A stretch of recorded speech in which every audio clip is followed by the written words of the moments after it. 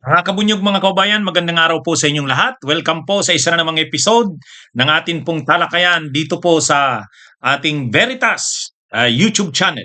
Kung hindi pa po kayo nakasubscribe sa YouTube channel kong ito, subscribe na po kayo.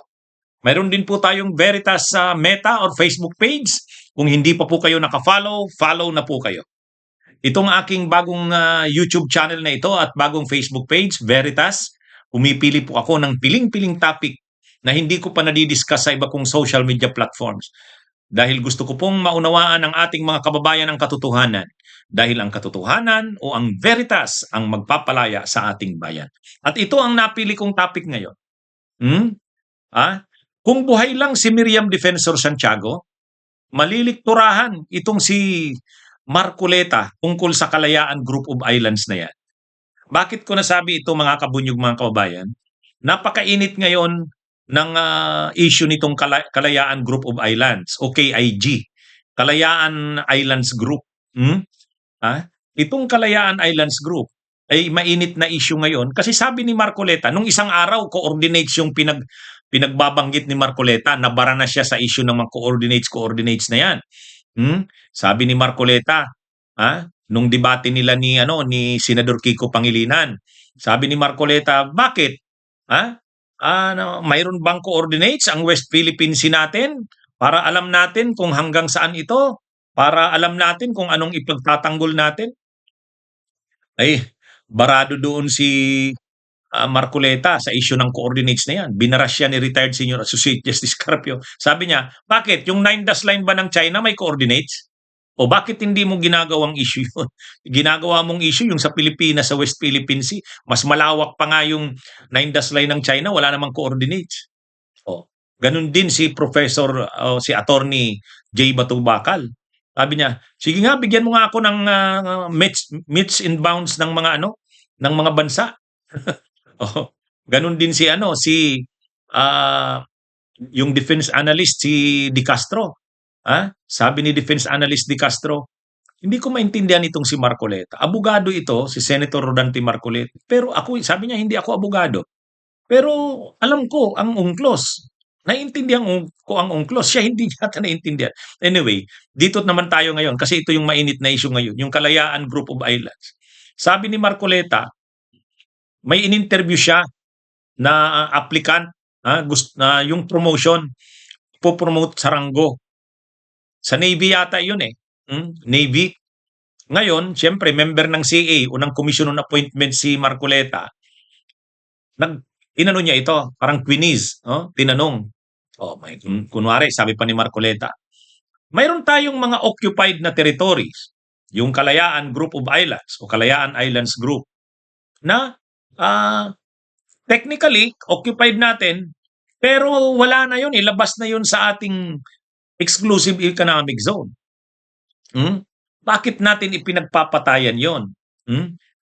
Samantalang labas na yon sa ating exclusive economic zone. So para maging consistent tayo, give up na lang natin yung yung Kalayaan Islands Group para yung nasa loob na lang ng exclusive economic zone natin ang ipaglalaban natin. Hindi magulo ang ating pinaglalaban, parang ganon. Ay siyempre nag-react yung marami. Lalo na si Professor J. Batong Bakal, si Attorney J. Batong Bakal, maritime expert yun, abogado, legal expert. Kaya sabi niya, kahibangan niya. Kaya ito ngayon yung mainit na issue. Ngayon, ako kasi nagtuturo ako ng constitutional law. Ay isa sa mga tinuturo sa constitutional law, yung national territory. Siyempre, importanteng bahagi ng constitution natin, yung provision sa national territory. At ina-assign ko ang maraming mga kaso sa aking mga estudyante. Isa sa landmark case na inassign kong kaso, yung Magalyona versus Ermita. GR number 187167, August 16, 2011. Ang ponente nito, ibig sabihin ang sumulat ng desisyon, ay si ang sumulat ng desisyon ay si Carpio. Ang sumulat ng desisyon ay si retired Senior Associate Justice Carpio. Aktibo pa siya noon sa bilang miyembro ng Korte Suprema, si retired Senior Associate Justice Carpio. Siya ang sumulat, siya ang ponente. Kaya dito ang naging issue dito sa kasong ito ng Magalyuna versus Ermita ay yung Republic Act 9522. Itong Republic Act 9522 ay ano to, ang may akda nito ay si ano, si dating senador, dating senadora Miriam Defensor Santiago. Siya ang may akda nitong Republic Act 9522. So gaano kaimportante itong Republic Act 9522? Tayo kasi mayroon na tayong yung Kalayaan Group of Islands na yan, cliname na natin yan. Occupied territory natin yan. Sa ilalim ng Presidential Decree 1596. Yun. Ano yan eh? Talagang cliname na natin yan bilang teritoryo natin. May Presidential Decree dyan, yung 1596, 1970s yan. 1978 yata yun. Kaya, nung mayroon tayong dati ng Republic Act, yung Republic Act 3046, 1961 yan. Yan yung ating lumang lumang Republic Act yan or batas tungkol sa demarcation ng ating baselines. Republic Act 3046. Kaya lang, yung Republic Act 3046 na yan, na 1961 pa, luma na, kinakailangang maging compliant yan, amindahan yan, para maging compliant sa UNCLOS, lalo na yung UNCLOS 3. Tayo, rinatify natin yung UNCLOS 3, 1984. So dapat yung ating baseline demarcations ay amindahan na rin. Ay luma na yung Republic Act 3046 na yan kasi 1961 pa. So si Senadora Miriam Defensor Santiago nag-sponsor ng batas. Yan na yung Republic Act. Yan na yung naging Republic Act 9522. Ngayon, ang naging issue dyan sa Republic Act 9522, question yan sa Korte Suprema, dyan nga sa kaso ng Magalyuna versus Ermita. Kasi yung Kalayaan Islands Group, yung mga Spratlys na yan, yung Pag-asa na yan, nasa labas siya ng exclusive economic zone. Kung susundin yung UNCLOS, labas na sa exclusive economic zone ng Pilipinas ang ilang mga isla dyan sa Kalayaan Islands Group.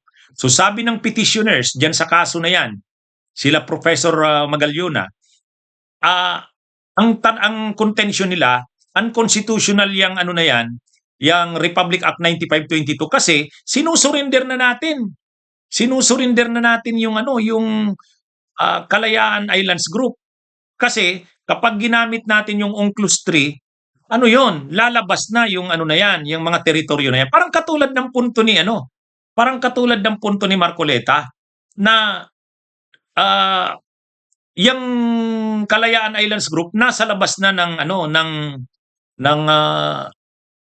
ng exclusive economic zone. So, magiging yan, mahihiwalay na yan sa teritoryo natin. Kaya lang, magaling yung pagkakapaliwanag ni Miriam Defensor Santiago. Sabi ni Miriam Defensor Santiago, magaling naman talaga sa constitutional yan.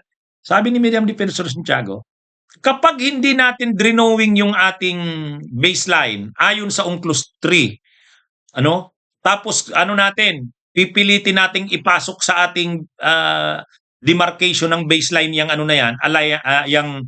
Kalayaan Islands Group, mababiolate natin ang international law. Mababiolate natin yung UNCLOS 3.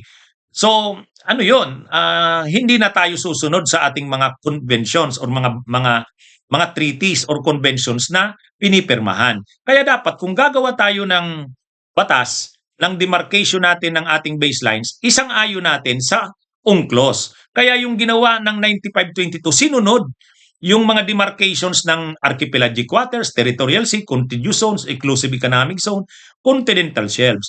Pagdating doon sa sa Spratlys, yung Kalayaan Islands Group, trinit natin yan na regime of islands. Mayroong ganyan sa UNCLOS.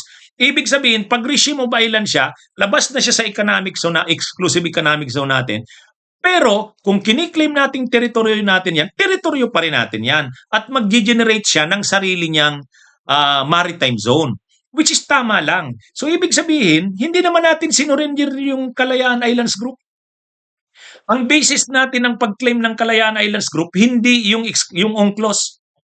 Ang pag-claim natin diyan ay yung prinsipyo ng occupation. Inoccupy natin 'yan based sa principle or doctrine ng res nol use.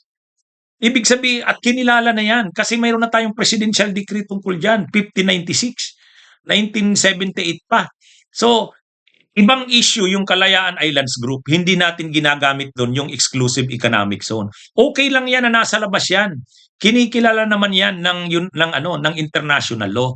Ang concept niyang ginamit diyan, regime of islands. Kasi kung ipipilit natin siyang ipasok, hindi natin susundin yung nakaset na standards ng UNCLOS. Mas lalo tayong mamomroblema kasi hindi tayo sumusunod sa international law.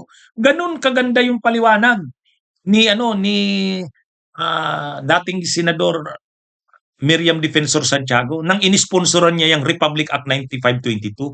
Kaya nga, sa ruling ng Korte Suprema, unbank yun, na sinulat ni retired Senior Associate Justice Carpio, siya ang ponente diyan. Diniklarang constitutional yung 9522. Hindi unconstitutional yun. Kaya, sa parte ni Marcoleta, dapat basahin niya to. Kasi tungkol ito sa Kalayaan Islands Group, itong case na ito ng Merlin versus Magallona versus Ermita. GR number 187167, August 16, 2011. At dito, kino-quote dito si dating Senadora Miriam Defensor Santiago. Kasi siya ang main author ng batas na ito, Republic Act 9522. Mas latest pa diyan, yung Philippine Maritime Zones Act ni dating Senador Francis Tolentino. Ayan, nilikturahan na ni dating Senador Francis Tolentino si Marcoleta. Sabi niya, hindi, mayroon tayong coordinates ng West Philippine Sea. Kaya, ano ito kung buhay lang si dating Senador Miriam Defensor Santiago, malilikturahan si Marcoleta. Sigurado tayo dyan.